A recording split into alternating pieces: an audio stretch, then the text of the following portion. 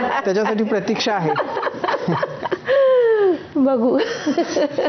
Realistic भूमिकेबद्दल किंवा अभिनयाबद्दल बोललं जातं, लाऊडबद्दल बोललं जातं. तुमचं कौतुक यासाठी आहे की फॅन्ड्रीसारखा आर्ट म्हणजे समांतर सिनेमा असेल, आर्ट फिल्म असेल किंवा मग गंगूबाईसारखा कमर्शियल, कुठेही तुमच्या अभिनयात असं डिफरन्शिएट करता येत नाही, तुम्ही त्याच्याच होऊन जाता.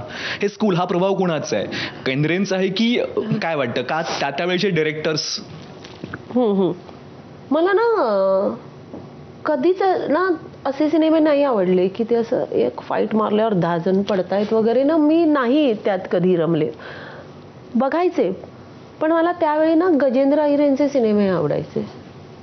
मला असे त्यांचे सिनेमे ना असे खरे खरे वाटायचे. असं वाटतं ही माणसं आपण बघितली आहेत कुठेतरी आजूबाजूला. आणि मला ना तेव्हापासून असं वाटायचं की अरे, म्हणजे जेव्हा मग कामाला सुरुवात केली ना, मला असं वाटायचं की यांच्याबरोबर काम करायला मिळायला पाहिजे.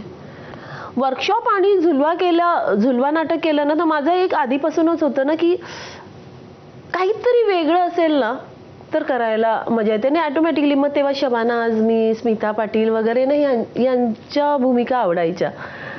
आणि ते असं ठरवून नाही, पण माझी अशी ती त्या बाजूनच कल त्या बाजूला होता, रिअलिस्टिक सिनेमा. खरं तर या सगळ्या आत्ताची जी सिनेमाची एकूण स्थिती आहे, म्हणजे जे सगळे सिनेमे चालत आहेत ते प्रचंड हिंसेनं भरलेले सिनेमे थिएटरमध्ये चालत आहेत. आणि जे सिनेमे साधारण आपण म्हणू की एक मोठा ऑडियन्स आहे, ज्याची ती सिनेमाची गरज लापता लेडीजनं भरून काढली. कारण तो खूप छान साधा शांतपणानं जाणारा, जसे पूर्वी राजश्री प्रोडक्शन्सचे सिनेमे असायचे तशा स्वरूपाचा. किरण रावलाही त्या अर्थानं यश जे मिळालं ते लापता लेडीजनं तिला खूपच मिळवून दिलं. लापता लेडीजच्या सगळ्या निर्मितीमध्ये काय अनुभव होता? म्हणजे आमिर खान जींबद्दल पहिलं सांगेन. आमचं ना रीडिंग होतं. किरण मला बोलली की हम आमिरच्या रीडिंग रूममध्ये बसूया. म्हटलं ओके. आणि आम्ही तिथे बसलो होतो. मी बसले, इथे आमचा डायलेक्ट ट्रेनर आणि किरण. आणि आमचं आपलं काम चालू होतं. थोड्या वेळाने किरणचा काहीतरी फोन वगैरे आला, तर ती बाजूला निघून गेली. आणि आम्ही आपलं दोघं बसलो होतो. अचानक इथल्या एका दारातून ना दार उघडलं आणि असं फटकन एक माणूस बाहेर आला आणि ओ सॉरी असं केलं, गेला आणि परत आला, हॅलो छायाची असं करून, अगदी म्हणजे काही सेकंद. आणि मला असं झालं की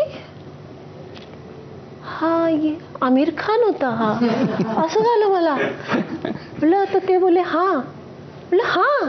आणि मला असं झालं की बरं, हा स्वतःच्याच घरी मला सॉरी बोलून गेलाय. मला इतकं भारी वाटलं ना. बरं, तो गेला आणि परत मग किरण आली. आमचं पुन्हा ते चालू झालं डायलेक्ट ट्रेनर बरोबर काम.